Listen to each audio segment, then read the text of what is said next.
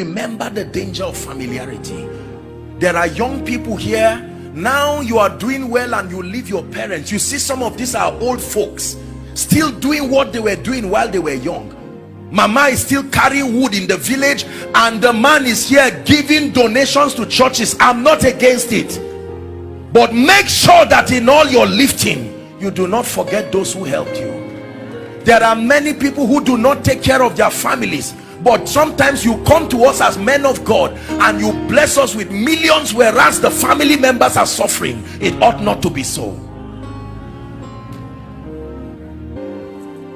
Are we together now? Yes, sir. There are homes that the moment you see special plates, you know visitors are coming. They kill chicken and it's the head and the legs that the children eat. You see them standing somewhere around the kitchen as beggars in their own homes, while visitors that will betray you tomorrow, they come and they have the choice meals. I'm planting in you a seed of honor.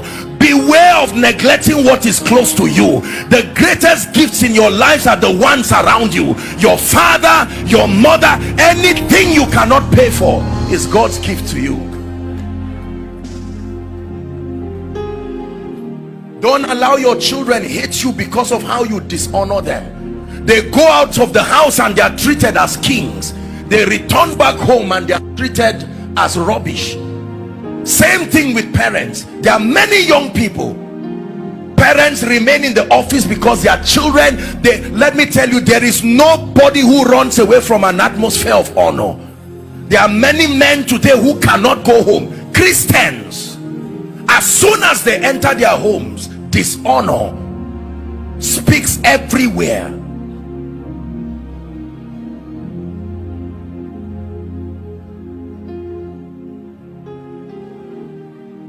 There are churches that dishonor their pastors, dishonor their men of God.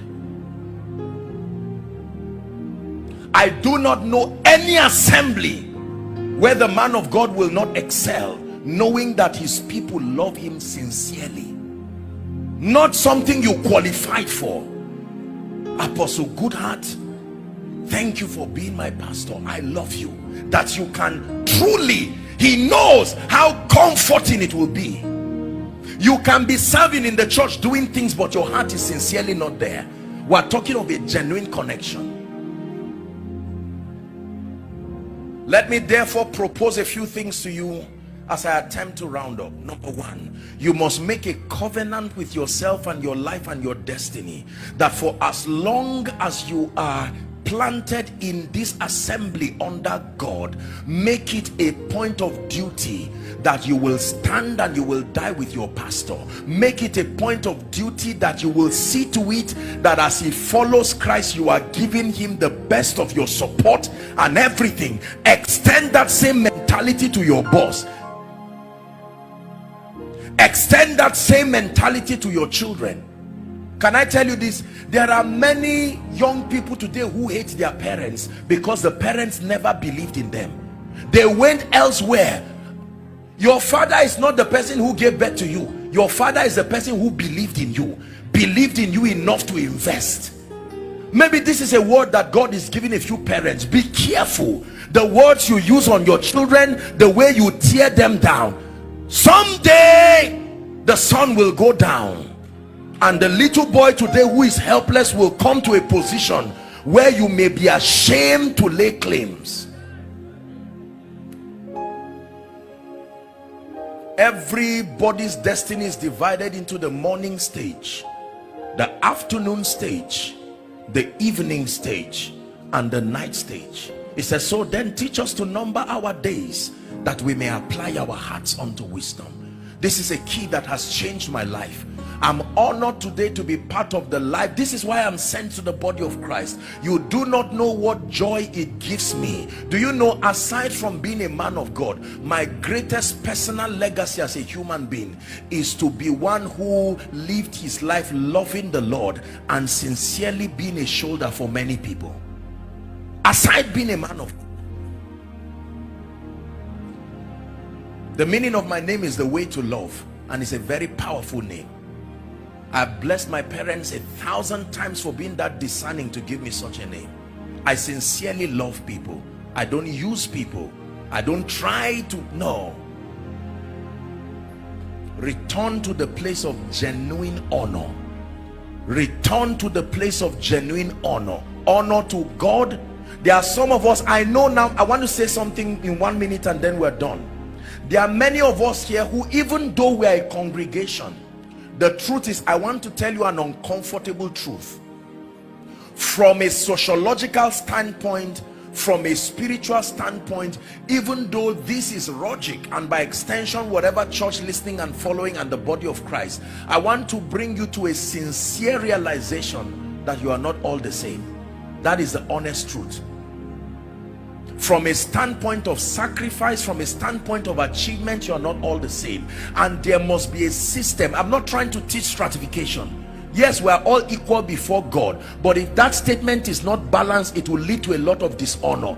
I found out that the reason why many blessed and wealthy people do not come to church is that there is a track record of dishonor. Their sacrifices are trivialized in the name of creating a unified platform to bless people. Jesus did not hide his honor for noble people.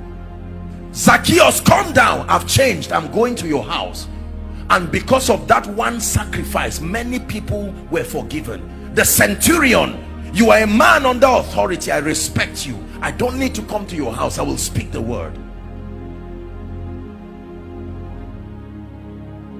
No matter how high God lifts me, I'm wise enough to know that there are positions I occupy today, sociologically speaking, that is a privilege. It didn't come by age, it didn't come by qualification, and we must be wise enough to communicate the same. Is God helping us? So there are many of us that God will bring us into places where from a physical standpoint we should not be there. Don't abuse that access. When God gives you access to the ears, the hearts, the hands of kings and nobles, do not trivialize it. One time I was going to pray for a first-class traditional ruler in this nation, and when I got there, there are these people, I don't know what they call them, the ones who hold whip and ensure compliance, those guys there. And I was going to the palace, and you don't enter the palace with your shoes, you know that, right? But the man said no. He said enter, and the people were surprised. I said no sir, please let me take off my shoes. He said no, I am king. I said enter. But if I'm going to see him another day and I now buckle my shoes and just jump in, no, I will not abuse that access. Can I tell you this? Every time a man shows you uncommon access, make sure you send back a message that makes him know, I recognize this is a privilege and I do not take it for granted. I guarantee you, do that and you have secured his fear. That fear of, if I give you greater access, would you abuse it? If you let them know that you are aware that you will never abuse it, then you will see more of them. These are the keys of the kingdom that we do business with.